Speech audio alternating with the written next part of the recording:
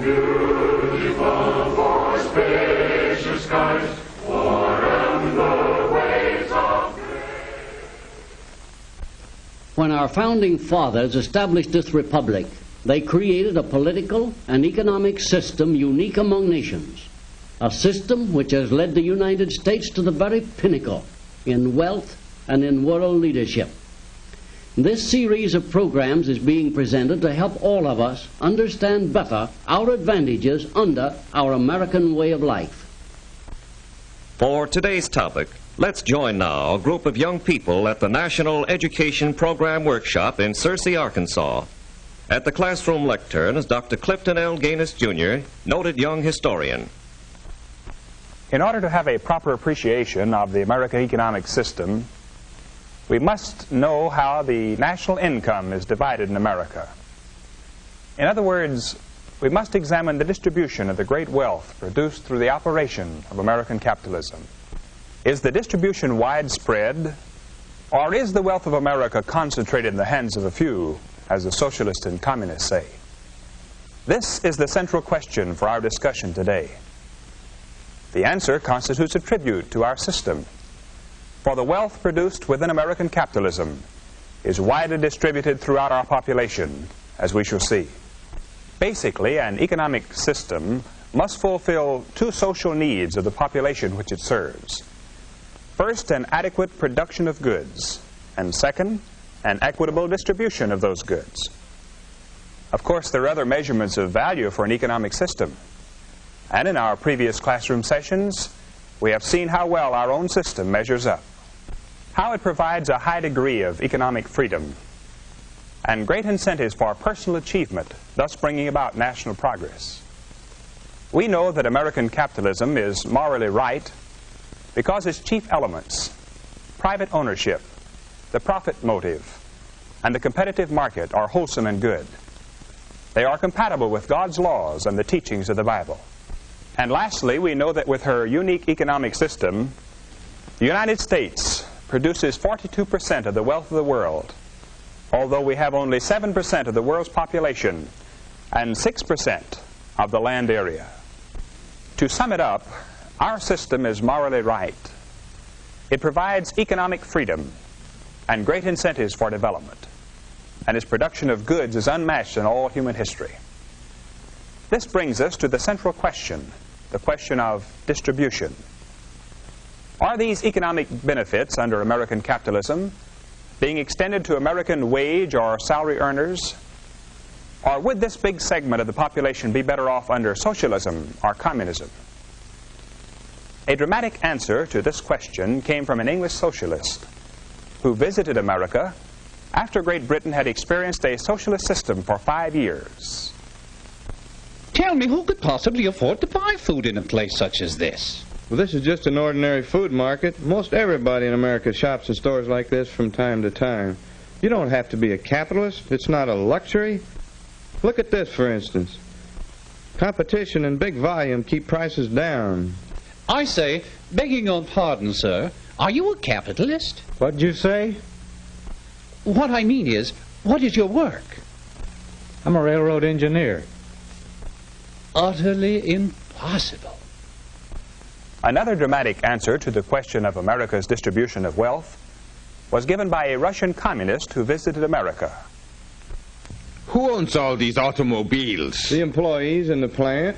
That cannot be. The sons of toil, they are chained to their capitalist machines. They are exploited. They have nothing, absolutely nothing under capitalism. The communist was amazed, of course. In communist countries, the workers do not have cars. A few of the lucky ones have bicycles, and the bicycle is a trademark of English and European workers. Comparatively few own cars. In America, as we all know, there are more automobiles than families, and this is only a hint of our productivity. Who'll risk a guess as to the total amount of the national income during this amazing productive era in America? Let's say for the last 25 years. Yes? I would say it would be hundreds of billions. Actually, it's up in the trillions. For the 25-year period just ended, it was $3,780 billion. You get writer's cramp with a figure like that. You may be wondering, who got all this money? To see how this wealth was distributed, let's look at this graph. This represents the total national income. To the employees of America, the wage earners and salaried people, went the biggest amount, 65%. The self-employed, professional people, and small business operators got the next share, 9.5%. The farmers and dairymen who supplied food markets and our processing plants with the raw foodstuffs received 6.5%. Stockholders, the people who could save a little money and invest it in business and industry, received 4%. And you will remember that this amount was widely diffused, since there are 18 million stockholders in America today. Their investments of their savings have built new factories, provided new machines and other equipment to make new jobs in industry. The corporations themselves receive 7.5% before payment of taxes. After taxes, they retained only 3.1% of the national income. The people who had property for rent received 4%. And lastly, the bondholders, who provided the cash for new schools, new paving, home loans, and so forth, received 3.5%. Now let's examine the distribution of wealth in another way. Let's examine the income by families. In the most recent year, for which we have statistics, there were approximately 50 million families in the United States. They received an income of approximately $272 billion before taxes. How was this income distributed among these families? Professor Gaines, aren't the majority of our families in the lower income brackets below $3,000 a year? Not at all, John. Nearly 21 million families, or 40%, received an income of $3,000 to $6,000. 15 million more families received an income of $6,000 or more. These two groups contain 70% of the population. That leaves only these with an income of $3,000 or less. Not to be overlooked, a good-sized group, 7%, received incomes of $10,000 or more.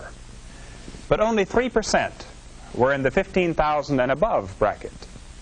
And from this bracket came the bigger portion of venture capital or investment money to build manufacturing plants and to start businesses, thus creating new jobs and new products. In the lower brackets go these figures. 12.8% received incomes from $2,000 to $3,000. 10.8% received from $1,000 to $2,000, while 5.7% received less than $1,000. We must remember, however, that in these lower brackets are many farm families whose cash incomes do not strictly reflect their standard of living. Mary, what can be learned from this graph? It seems that our national wealth is very widely distributed, much more than I realized. Yes, 85% of all income goes to 93% of the families, while the other 7% of our families receive the remaining 15%. Thus it can be seen that the great bulk of income goes to the majority of families in the middle income range, that a relatively small percentage of families receive less than $3,000 a year, and a very small minority of families receive $15,000 or more per year. In fact, if all the income left to those in the $15,000 or above bracket after taxes are paid were to be distributed evenly among the 160 million people in America, each of us would receive only 55 cents a day. And if the net income of all those who earn $25,000 or above were to be distributed evenly, each of us would receive only 15 cents a day above our present income. So we wouldn't gain much by liquidating the upper income brackets about whom the socialists and communists rave so loudly. It is to the benefit of all Americans that incentives for achievement remain constant in the upper income level, as in all other brackets, so that all Americans may enjoy the benefits from the total brain power and enterprise in our dynamic nation. There is one additional yardstick of our economic well-being in all walks of American life. Now that we have examined the distribution of national income, let's take a brief look at the ownership of property. The farms of America are owned by 25 million people. The houses of America, worth $230 billion, are owned by 113 million people. Our 50 million automobiles are owned by nearly 40 million families. The factories and machinery that produce the material things of life have 18 million stockholders. In one way or another, more than 100 million of our people own the wealth of America. And the remainder, most of them children and youths, will at some time in their lives own substantial wealth. The true facts about American capitalism's distribution of wealth and its great wealth production overshadow anything the communist and socialist have to show. The truth about the distribution of wealth under American capitalism makes Karl Marx the world's worst prophet. Marx, the socialist founder of communism, prophesied that under capitalism, wealth would be concentrated in the hands of fewer and fewer, while the great majority of people would suffer increasing poverty. The fact is that American capitalism has set a new standard for human welfare. And if we keep its basic principles strong and vigorous in the years ahead, the opportunity of every American for a still better living standard will certainly be enhanced. And perhaps even the disciples of socialism and communism will come out of their shadowy pipe dreams and join us in our march of human progress. At our next session, we will discuss the spirit of enterprise. Until then, class dismissed. The American Adventure Series is a production of the National Education Program, Searcy, Arkansas. Dr. George S. Benson, director. Dr. Clifton L. Gaines, Jr. was our instructor. This is a continuing series based on the unique political and economic system which has made America great. Watch for the next presentation of The American Adventure.